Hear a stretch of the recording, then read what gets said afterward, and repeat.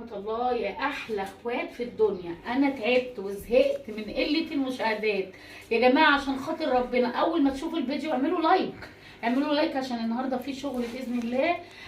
باذن الله وبفضل الله اول اوردر يطلب مني. انا زي ما انا قلت لكم قبل كده في الفيديوهات، اللي عايز اوردر يكلمني، وباذن الله هيبقى في تواصل بيني وبينكم.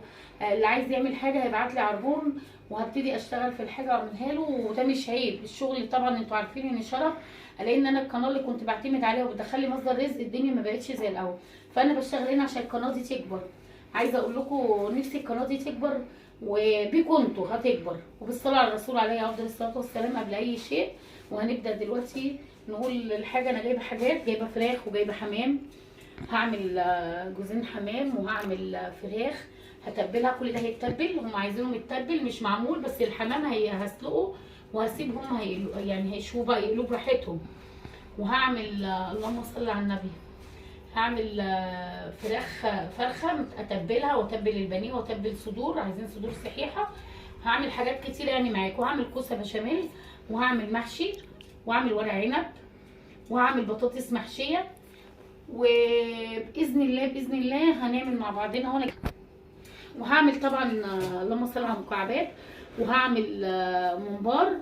وباذن الله باذن الله ربنا يقدرني وادعوا لي ان اخلص. انا طبعا انا جايبه الحاجه دلوقتي، احنا العشاء اذنت، نزلت جبت حاجتي كلها صبحه وجبت اللحمه المفرومه وكل حاجه عايزاها، وهبتدي اشتغل معاكم باذن الله. بس انا جبت 5 كيلو قطه هسبكه من الاول عشان بحب هعمل تسبيكتي المحشي هي تسبيكتي السجق بطريقه جميله وسهله وبسيطه وبتبقى زي الفل. فادعوا لي ربنا يقويني وادعوا لي الاوردر يطلع مظبوط عشان الناس تيجي تاني وان ربنا يكرمني. وبالنفس وبالصلاه على الرسول الصعب هيبقى سهل. نفسي القناه تتشاف بالله عليكم بجد. انا بشحت منكم المتابعه، بشحت منكم اللي يشوفني يعمل لي لايك. ربنا يبارك لكل اللي بيقف جنبي، وبكم انتوا باذن الله هوصل للي انا نفسي فيه. ربنا يخليكم ليا وديمكم في حياتي نعمه. وهنبتدي نشتغل باذن الله. بس انا قلت جاي من بره اريح شويه وارجع اشتغل. طبعا انا غسلت القوطه اهي قدامكم بخل. بصوا عشان التسبيكه انا عايزه التسبيكه تبقى حلوه باذن الله كده بالصلاه على الرسول. اعمل ايه بقى؟ هوريكم التسبيكه دلوقتي. انا كل ما هنزل الشارع هجيب 5 في 5 كده، كيلو ب6.5، بس قوطه كويسه. بشقها كده وبروح راميها كده في الصلصه. طبعا انا غاليه هنا 2 كيلو لبن لوحدهم باذن الله. القوطه تطلع بقى تسبيكه ببعضها تبقى مستويه كده. غسلتها بخل وميه وبعمل اهو عليك يا رسول. حطيت بنجرايه وحطيت قرن فلفل وحطيت معلقه سكر كبيره وحطيت اللهم صل وسلم وبارك عليك يا رسول الله. وحطيت معلقتين ملح كده وحطيت بقى. انا جبت طبعا وانا تحت اشتريت انا ما عنديش توابل، فطبعا عايزه شغلي يبقى كويس فجبت التوابل كلها. جبت فلفل اسود وجبت بهارات وجبت اعمل توابلي دي اخليها عندي، وجبت شطه وجبت بابريكا. كيس البابريكا مقطوع نحط عليها شويه بابريكا عشان تحمر تبقى مع بصوا حطيت اهو البابريكا معاها، وحطيت الملح وحطيت الفلفل وحطيت البنجرايه. واحط معاهم بقى كده باذن الله دلوقتي هحط نص كوبايه ميه كده. انا هوطي النار عليها عشان ما تتحرقش. اللهم صل وسلم وبارك عليك يا رسول الله.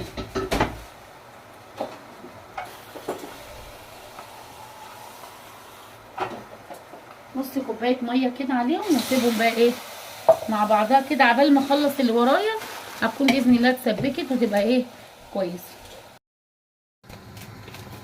حطيت الزيت هنا عشان اعمل تسبيكه المحشي. كنت انا هنا خلاص سبكت القوطه وعملتها وخدت منها عملت شويه مكرونه واعمل منها برضه تسبيكه المحشي. وهنا البطاطس غسلتها بعد ما قشرتها وهقليها في النار نص قليه ودي ايه قورتها عشان خاطر احشيها.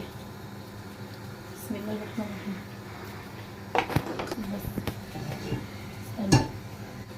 عشان هنعمل المحشي والسجق مع بعض يعني حاجتين.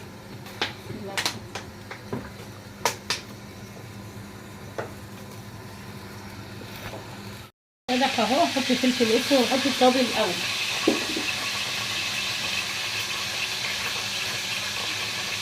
بحط شويه كمون فيهم كده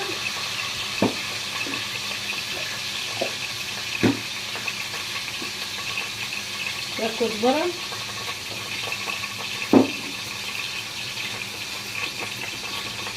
ما مش عايزين طبعا حاجه حلوه. انا حطيت بابريكا بس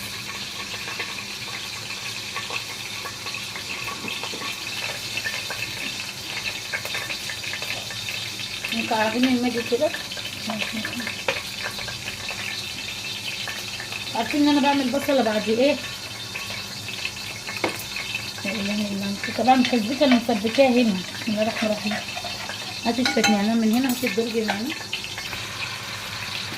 النعناع كده بيدي طعم للمحشي، بيخليه حلو. اللهم صل وسلم وبارك على رسول الله. طبعا انا عامله الفلفل الاسود بالسبع بهارات كلها.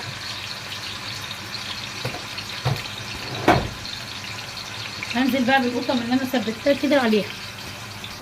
طبعا التسبيكه هنا حطيتها واسيبها بقى تتسبك شويه مع نفسها عشان زودتها حبه ميه صغيرين. اما تخلص هرجع لكم تاني.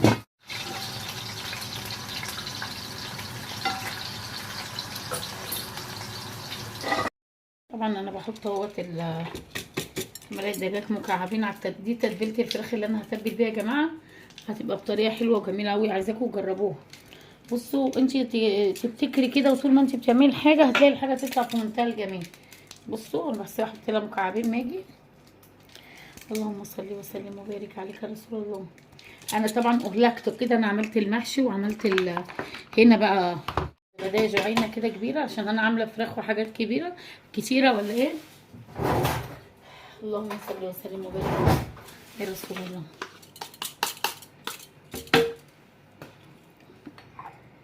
كوبايه لبن صغيره كده زي الفنجان اهي. عندي هنا بقى جزر بصلايه، هنا جزر بصل فلفل هنا. وده تتبيله الفراخ المتبله اللي هي البانيه اي حاجه ماشي. وده باربيكيو. جوزي بتقول لكم حبه باربيكيو. ودبس رمان وصويا صوص. ده دبس رمان والصويا صوص. خلاص الحاجه يعني ايه خلاص. انا واقفه كده على حيل يا جماعه، احنا الفجر دلوقتي، انا بدأ الحاجات دي. احنا يا جماعه بادئين من الساعه 11 اصلا. بصوا حبه كزبره كده عشان الحاجه طبعا انتوا عارفين بحب الكزبره، بتدي طعم وريحه جميله في الحاجه. بصوا يعني على ايش عملنا الصلصه ودخلنا ريحنا شويه وبعدين بردك فلفل اسود. ده السبع بهارات بقى، الفلفل الاسود والحبان والورق لوري وبص التيب تنسوش اللايك وبصيني حاجات كامله يعني. اللايك والمتابعه. بصوا مفرومه كلها كده معاكم واطحنها. والله مش هعمل حاجه، على امتحان واقفه معاها والساعه دلوقتي 5 الفجر.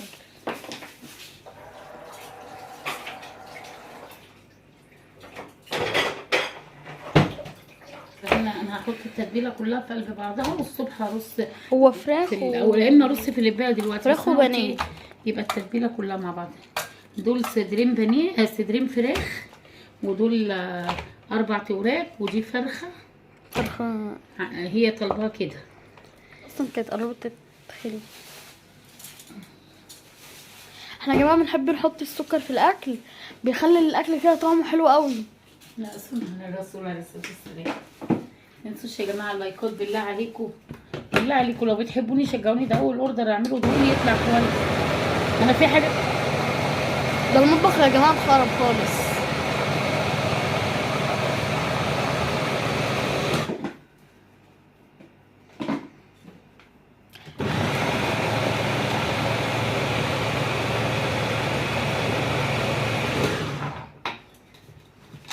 صراحه برضك كتر الف خيرها، قعدت تنضف لي في الخضار عبال ما انا ايه عملت التسبيكه وعملت الحاجه. كانت هي خلصت لي الممبار والحاجه نضفتها لي.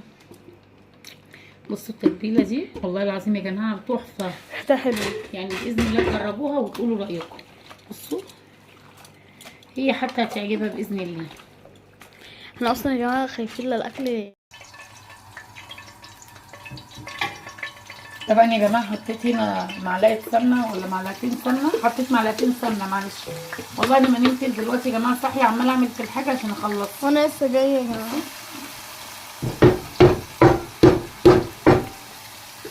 بسم الله الرحمن الرحيم.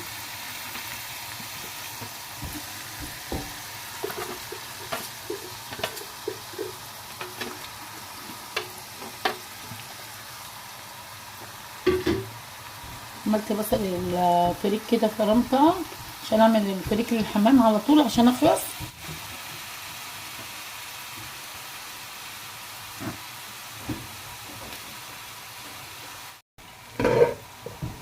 البصل اصفرت كده اروح نازله كده بالكبد والقوانص. اللهم صل وسلم وبارك عليك يا رسول الله. يا جماعه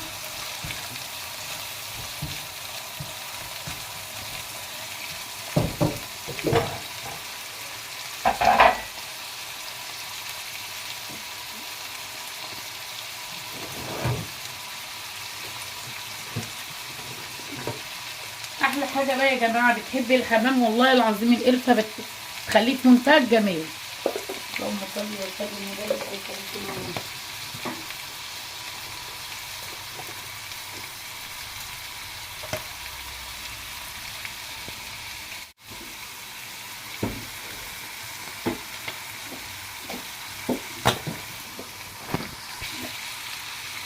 حبه فلفل اسود كده. اللهم صل وسلم وبارك عليك يا رسول الله. حطيت شويه كزبره شويه فلفل اسود بالحبان. انتوا عارفين طبعا السبع بهارات بقى، الحبان والورق لوري وكله. وحطيت معاه حته توم صغيره كده انا بشوحه. بصوا عايزه اقول لكم الريحه، مش عايزه اقول لكم ما شاء الله يعني.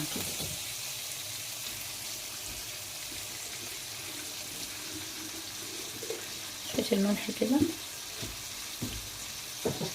اللهم صل وسلم وبارك عليك يا رسول الله. نروح نازله بقى عليه كده بايه الحاجه يا جماعه لما كانوا بنزل عليه كده بالفريك. اللهم صل. استنى طبعا عايزه اقول لكم الفريك سخن طبعا اهم شيء في كل ده يا جماعه النظافه، انك بتبقي غاسله الفريك كويس. انا هشتغل بالشوكه كده وما تمليش الفريك قوي يعني. عايزه اقول لكم انا همقطعه طبعا الكبد والحاجه قدام في قلبي. والله العظيم يا جماعه انا بعمل الاكل سبحان الله تحفه وربنا بيبارك فيه. مع ان انت كده بتقولي يا رب. وعايزه اقول لكم الواحد بيتعلم كده من باب الله، ان هو بيستغفر الله وبيطلب منه الرزق، فربنا سبحانه وتعالى بيديله مقدار تعبه. اصلا يا جماعه جيراننا لما ماما مثلا بتطلع لهم اكل وكده بيقولوا لها هو انت بتعملي ايه المحشي ده ازاي، هو انت بتعملي ده ازاي كده، بيعجبهم الاكل بتاعها قوي. انا كنت الاول يا جماعه لما اجي اعمل حمام كنت اعمل الحمام دوت اخيطه زمان. دلوقتي بعمل الجناحات بتاعته زي ما انتم شايفين كده، وبروح مدخله الحمامه في قلب البسبوس كده من ورا واروح حطاه. بصوا اهي بس هي لونها مصفر من التوابل وكده. هنكمل الباقي باذن الله وارجع لكم. حطيت مكعب الماجي كده، حطيت البصلايه شويه فلفل اسود كده عليها. مش هحط ملح بقى، وهنزل بالميه المغليه كده يعني قد كوبايه ونص ميه كده.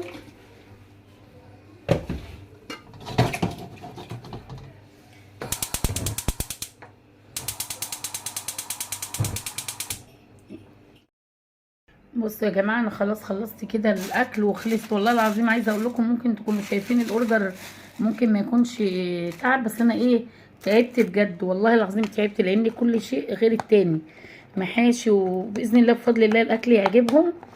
انا عايزه اقول بصوا انا بس هفتح كده اوريكم عملتها. عصقتها وحشيتها يعني عصقت اللحمه وحشيتها وعملت لها تومه بصلصه على الوش كده بالتوابل، حطيتها عليها على اساس على التسويه. كل ده على التسويه على طول يعني مجرد وحطيته في بيئه نظيفه كده طبعا عشان انتوا شايفين.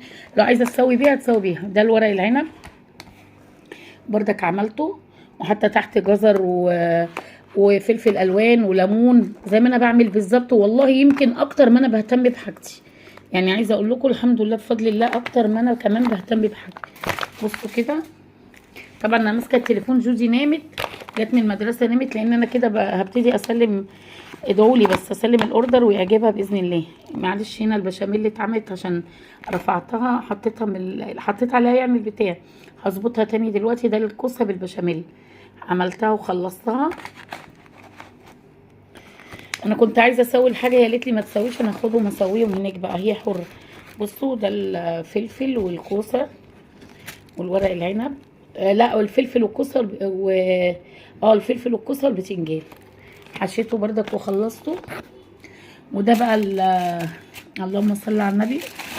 ده السجق عملته طبعا وحشيته. انا امبارح كنت عامله الصلصه قدامكم اهو، حشيته وخلصته. ومن جوه احمر قوي، ده الوش بس بتاعه اللي ايه اللي مطرح الشوربه، لكن هو احمر قوي من جوه. شربته كمان غامقه. عملت له طبقين سجق يا دوبك على القليه. اللهم صل وسلم وبارك عليك يا رسول الله. في ناس بتعمل الكيلو وبتوزنه كيلو وهو معمول، انا ما بوزنش، انا جبت الكيلو وعملت الكيلو. الامانه لازم توصل يعني، الا الغش في البيع والشراء او الميزان. بصوا يا جماعه، والفراخ طبعا انتوا شفتوا التتبيله امبارح وانا بعملها. ادي الفراخ متبله كلها ومتكيسه، وعايزه اقول لكم بقى ريحتها ما شاء الله، لان انا غسلاها بضمير. وده بردك الفرخه متبلاها وحطاها هنا، انا عشان بس ما بهدلش الحاجه تاني بوريكم كده بس. ده ورق العنب انا وريتهولكم. اللهم صل وسلم وبارك عليك يا رسول الله. دي البطاطس.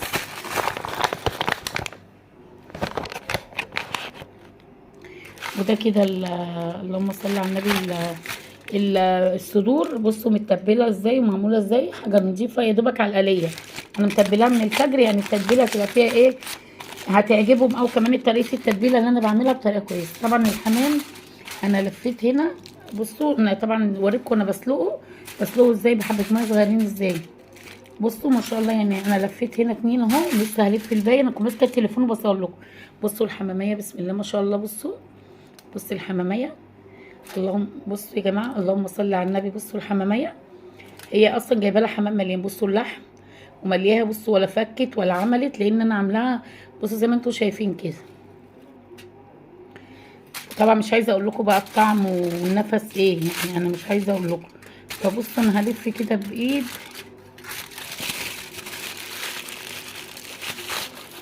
هلفها بايدي كده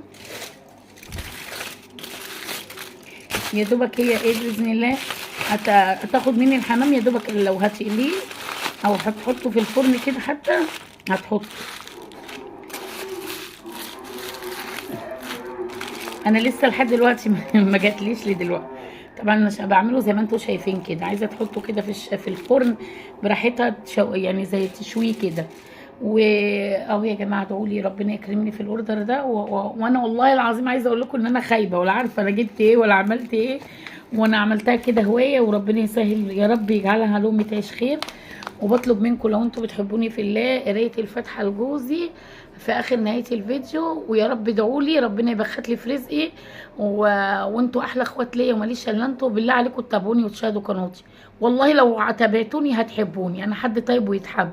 كل سنه وانتم طيبين يا اغلى اخوات في الدنيا. ربنا معايا ومعاكم ويكرمنا كرم ما بعده كرم. السلام عليكم ورحمه الله وبركاته.